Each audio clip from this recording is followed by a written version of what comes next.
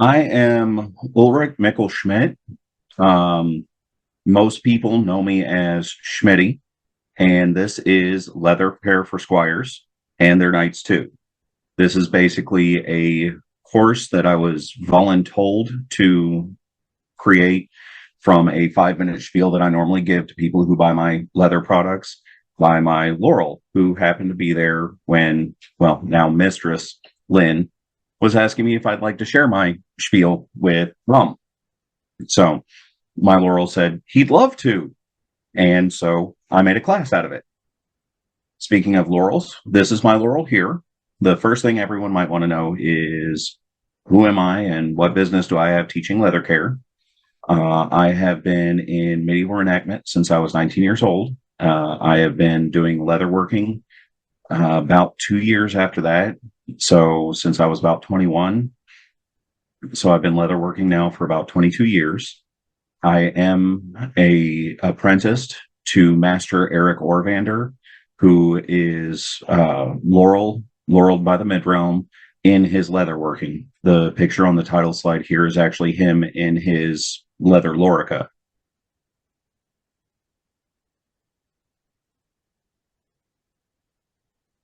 So we all know leather is everywhere.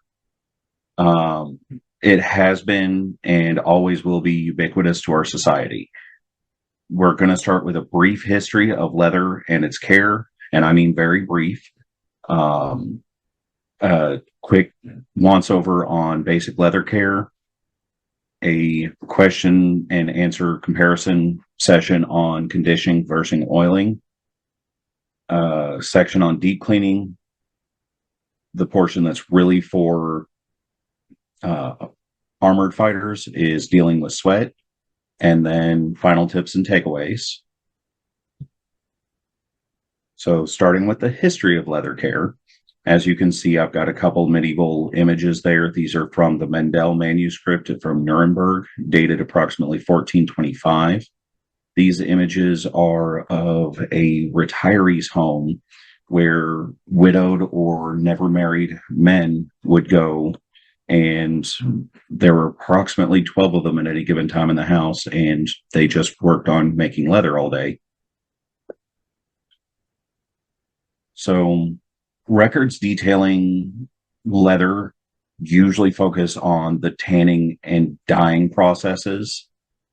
Um, the better quality of leather is usually created by a better tanning process.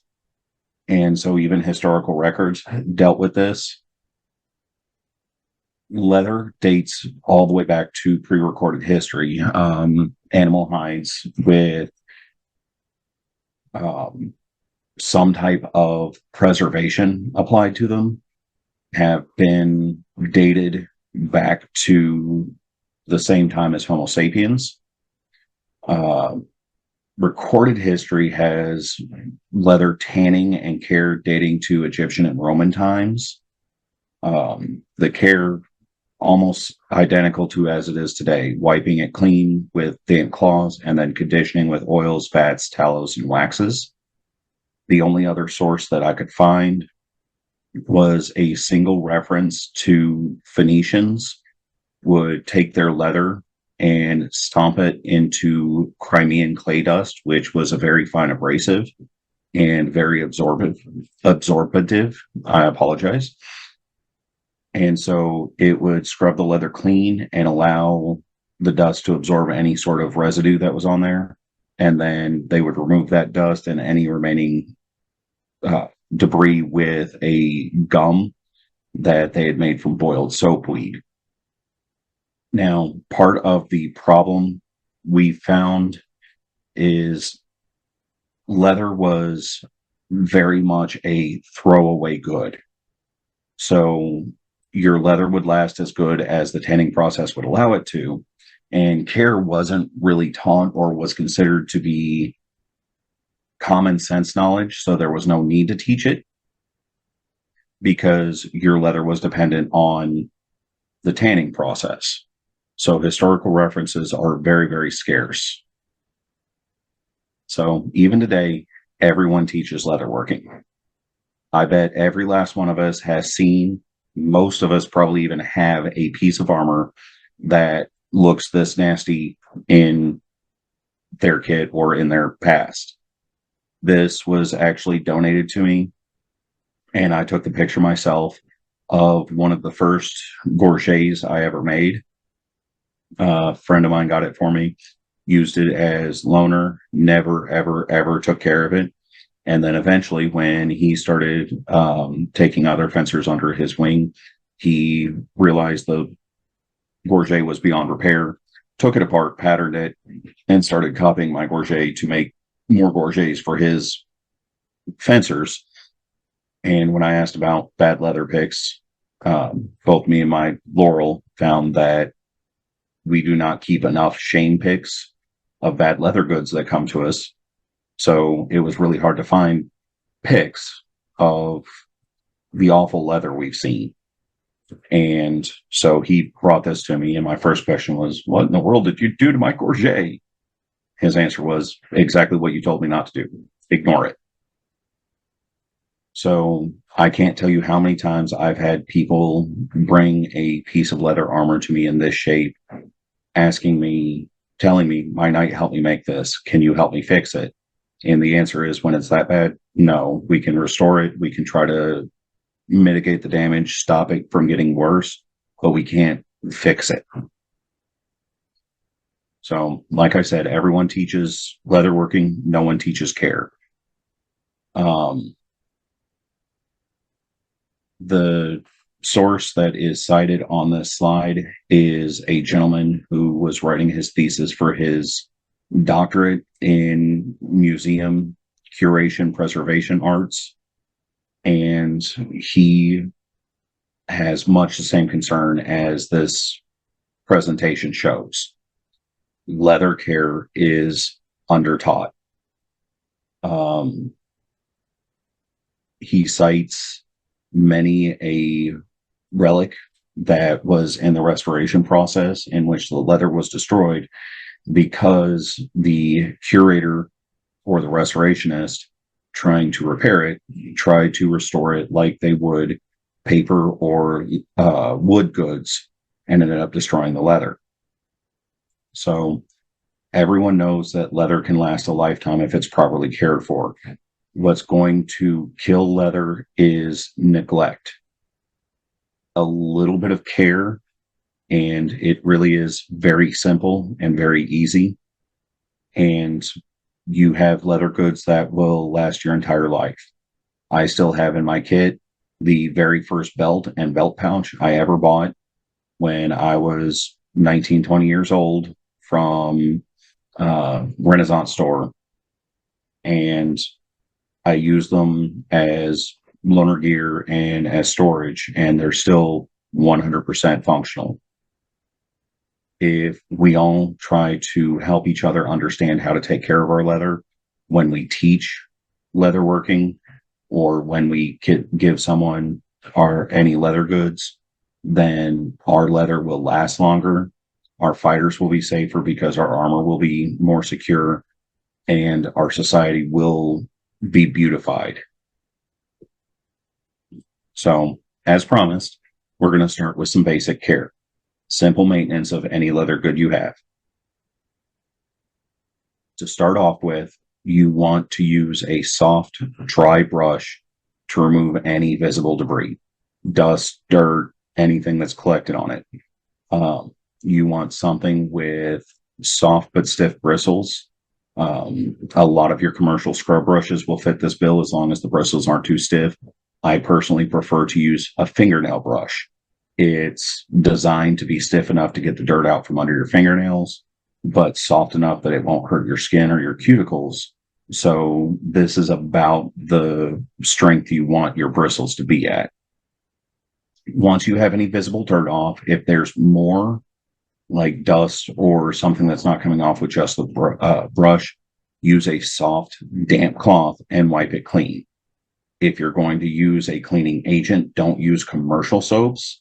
Most commercial soaps that you're going to get a hold of are designed to emulsify and remove oil, such as dish soap or laundry soap, and these can alter the condition of the leather. There are soaps that you can use that are commercially available, and we'll go over those a little bit later. Okay. Once you have it clean, you wipe it down, you let it dry, you want to condition it or preserve it. This is where your conditioner comes in versus your oiling.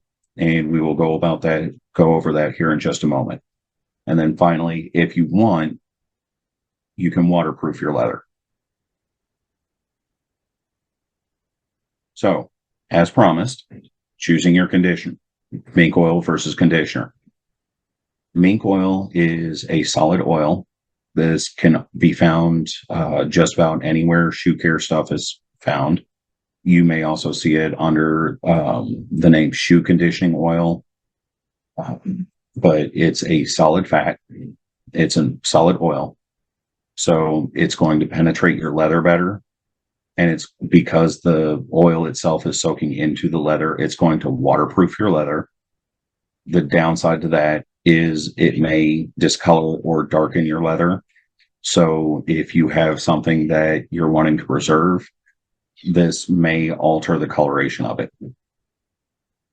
The leather conditioner is usually a liquid oil, easier handling. It seals, but it doesn't waterproof, meaning that something gets on the surface of it, you'll be able to wipe it right off. But if you let it sit, it will, whatever's on your leather will eventually soak in. So it's not going to protect as well. It won't discolor, but it won't penetrate as well. Now, what this means is if you have an exceptionally dry piece of leather, then you're going to want to use your solid oils like mink oil rather than leather conditioner, because the leather conditioner is not going to do enough to restore.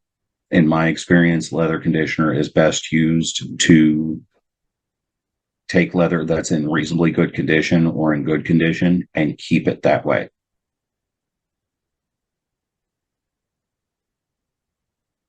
Now, we're going to go into deep cleaning. So if a simple soft cloth or a dry fingernail brush does not get your leather clean enough, we're going to go over how to clean more thoroughly and how to restore leather if it's been neglected, and try to get your leather back into working condition.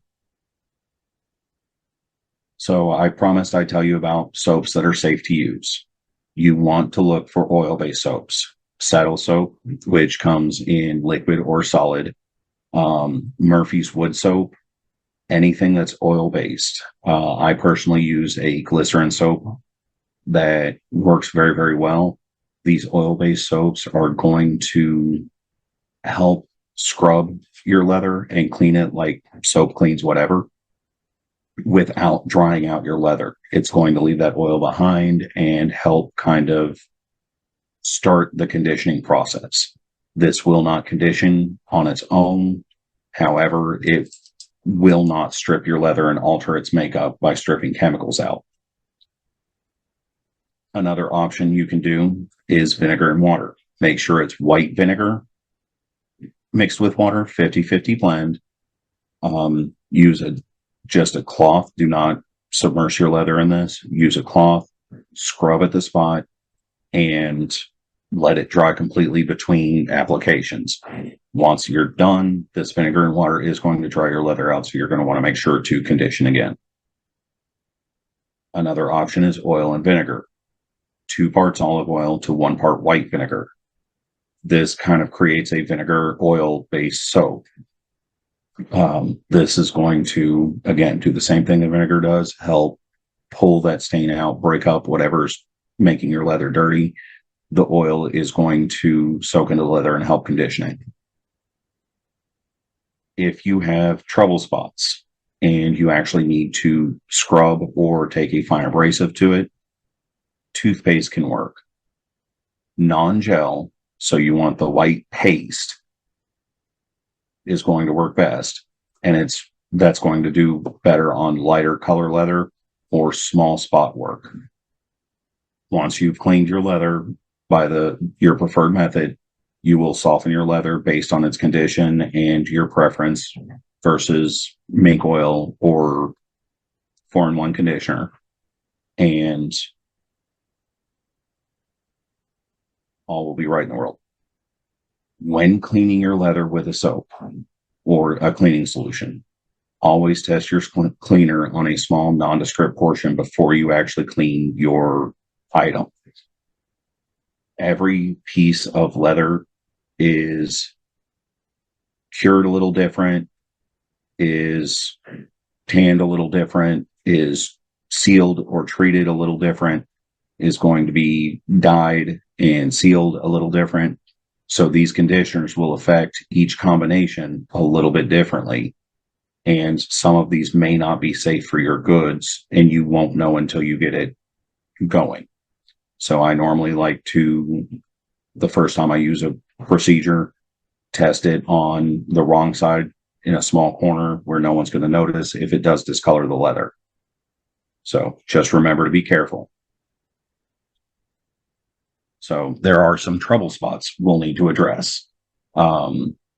Things that don't happen often, but are a little bit harder to clean. With dark stains on your leather, you can mix vinegar and cream of tartar, equal parts, and you make it into a paste.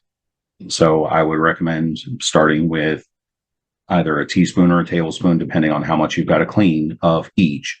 Mix it into a paste, and then use your soft brush to rub the paste in. Once the paste is on your stain, let it sit about 10 minutes. It will dry and start to crust up and stick to it, so you won't be able to take it directly off. You apply another layer of paste, kind of work that in as well. That'll break up the first layer and help re-dampen it. And then you use damp sponge to remove. Allow it to dry completely. If the stain is not gone, you can repeat until the stain is gone or until you no longer feel comfortable. Water spots. When you have water spots on your leather, this means one area of your leather got wetter than the others, and that's going to alter the way the dyes sit within the leather, and it's going to leave a dark spot. So what you want to do is actually re-wet your leather. You want to dampen your entire piece. I usually use a spray bottle. And what this will do is lightly wet the entire piece and allow that area that was over wet to redistribute the chemicals that were condensed in there by being wet in the first place, allow it to redistribute through the piece of leather, and then kind of get rid of that dark spot. Once you spray it down and damp it, you want to allow it to dry in a warm, dry area. You do not want to use heat or dry in direct sunlight, as this will actually dry out your leather even more and probably cause more problems. If you have oil stains, you didn't apply your conditioning oil evenly, or you spilled something on it trying to clean it, use a dry powder. Baking soda or cornstarch works best. Sprinkle liberally on the stain, allow it to sit overnight, and then use that dry fingernail brush to remove the powder. Wipe it with a damp cloth, let it dry. If the spot's still there, you can try that again. Mold and mildew. Everyone's had that piece of armor or that belt that was sitting in the wrong place at the wrong time, got wet, and stayed that way. Mold can kill leather. The deeper it is, the less likely you will be to 100% get rid of it. But the number one method of getting rid of mold is to dry it. Mold and mildew exist best in cool, damp environments. So you want to dry out the mold. You start by wiping, taking a damp cloth, wiping whatever is on the surface off. Let it dry out. Then you mix rubbing alcohol with water, equal parts, dampen a soft cloth or a cotton swab with the mixture, and lightly wipe the surface until the area looks clean. Wipe it with a clean, damp cloth and allow it to dry completely. If it comes back or you notice it's not there, you can rinse and repeat. You've already cleaned the surface off, go back with rubbing alcohol and water, scrub it down with the cloth, wipe it, Once you're done, you want to make sure to condition. This will dry out your leather, but that's how you're going to get rid of the mold. If you have ink or dye spots, nothing will get rid of them completely. However, something that is designed to dissolve dyes will help best. A lot of your leather dyes are going to be alcohol based. So rubbing alcohol will often pull some of that stain or that dye up and out of it. Non-oil based cuticle remover, the little stuff they put on the base of your nails at the manicurist to help kind of pull up that extra skin at the base of your nail, is going to help pull those up. You can apply with a cotton swab or with just a small dry cloth. And then once you have as much as you can out, remove the excess with a damp cloth. Remember to condition afterwards. Again, everything we've talked about for these trouble areas are safe ways that have been proven to help improve and mitigate the damage by these trouble issues. However, they may not work on your particular piece of leather. The leather may be too far gone, or it may not pull everything that's out of it. The only way to guarantee your leather is regular maintenance and preventative care. So the part everyone's been waiting for, taking care of sweaty leather. Every single fighter who's out there and uses leather armor knows the look of coming home from, say, Penzig, pulling out their leather and it's soaked, it's sweaty, you see salt stains all over it. It's really easy to get rid of these. It just takes a little time. So the first is the same way to get rid of water stains. You want to get it wet.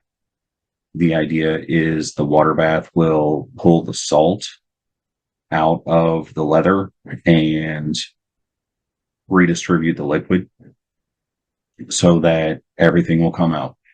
You want to quickly dip your leather in a cool water bath.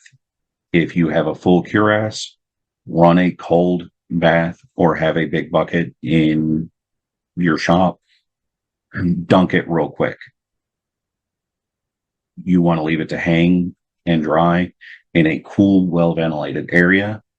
This will dry out your leather, so you will want to condition afterwards. Now, on reading the first draft of this, my Laurel wanted me to make doubly sure that I put this warning in there. If you use warm water, soak your leather over long, or completely saturate your leather, you may deform it, especially if your armor is Kerbuli, because you will destroy the shape and the process that made your leather into what it is. So make sure it's cool water, make sure you're dunking it, not soaking it, and you hang it to dry quickly. Another way to get rid of small spot stains is water and white vinegar. Again, equal parts. Use a cloth dampen the mixture to blot the salt away. Don't scrub, blot. The vinegar will break up the salt and the chemicals in the sweat, and the water will help wick it up into the cloth. Once you have your salt stain blotted up, wipe it with a damp cloth to get any residual vinegar off. Allow to dry completely.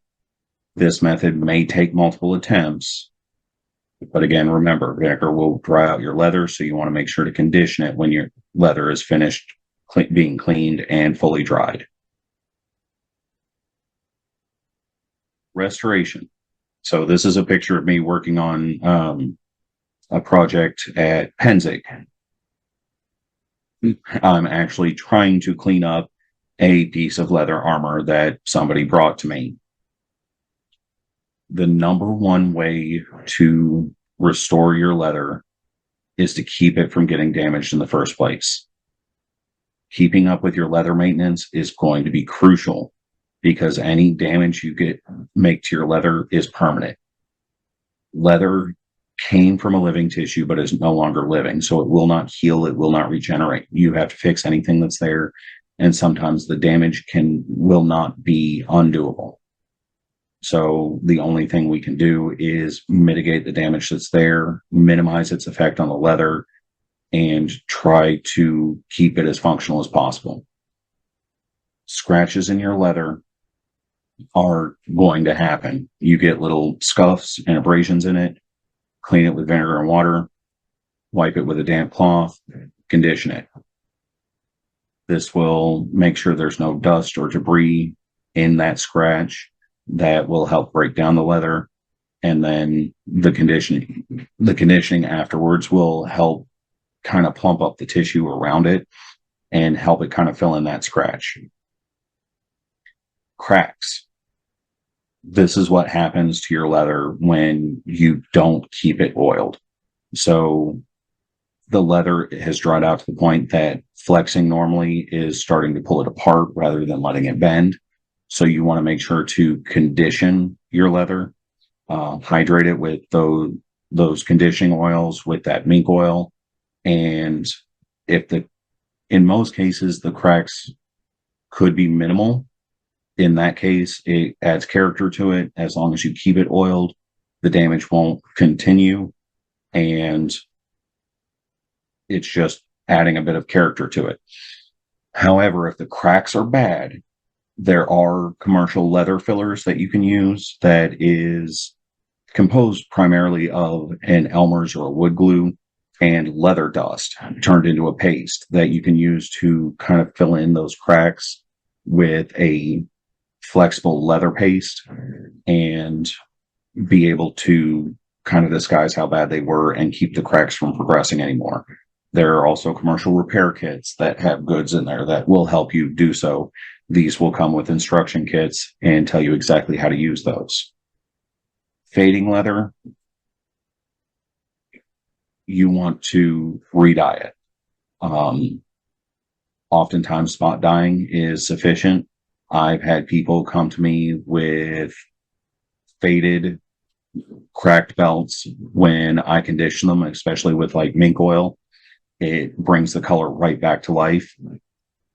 Other times I've had to take a fresh coat of dye to it, clean it down with some saddle soap to clean the excess off, and then oil it, and it helped restore the color. You always run the risk of the color not matching the original stain or the original condition if you do this. However, it is a way to bring your leather back to closer to what you remember.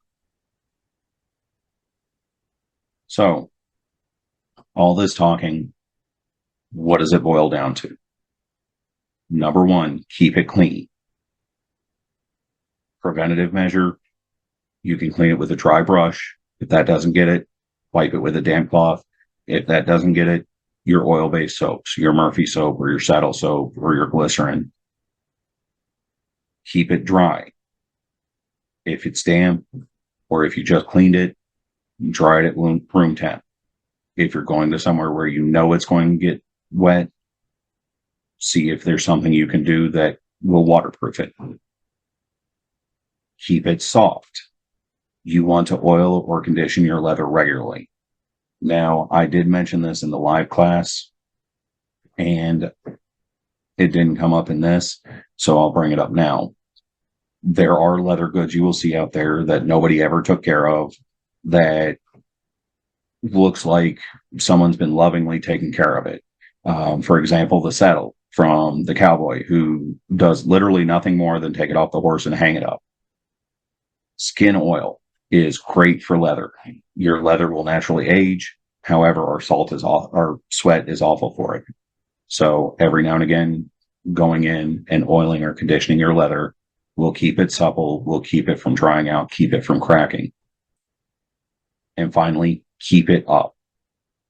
I know we all have a lot of leather stuff, but if we take just a few minutes after every so many uses and just kind of clean up our leather, take a little bit of conditioner to it, then they'll never fail us. Stay ahead of your care because it's neglect that destroys your leather. This picture is actually me doing all of the household leather care after I came back from Penzig. My wife had apparently not taken care of her leather, And when I griped at her about it, her answer to why she didn't take care of her leather was, I thought that's what you were here for. So I took everything we had, took it out to my shop, and did exactly this. I wiped it all down. I washed it all up. I oiled every last bit of it. Took me a while, but when you do it all at once, it usually does. So thank you very much. This is my reference page for the historical aspect. A lot of papers basically said all the same thing. They were focused on tanning rather than care. These two papers were usually the best reference I could find. The paper by Roy Thompson is the one that I reference the most, again, because this was his doctoral thesis, and his whole thesis was on how undertaught leather care is. Basic care, as you can see, there are quite a few sources. You can just Google how to take care of your leather. These will all teach you the basics. Wipe it with a damp cloth, clean it with an oil-based soap, scrub it with a dry brush, or oil and condition when you're done. These are the sources for deep cleaning and restoration. This PowerPoint will be available to anyone through the RUM website. I believe the Chancellor of RUM will be posting it up with some of these. So if you need to click these links, you can. So thank you very much. If anybody has any questions, please feel free to reach out to me. During my live class, which while there were technical issues during the live class, we're leaving it up because there were some good questions in there. A lot of the questions that came up, I was able to address. If you have any, please feel free to email me at thedreadpiratschmidt@yahoo.com. You can text me and just make sure you identify yourself in the text, as I don't respond to unknown numbers if you don't. Or you can find us on Facebook. My wife is on Facebook. I am not. And you can find our business. I am under Schmitty Stuff. Thank you very much for your time, and I hope this has helped you all.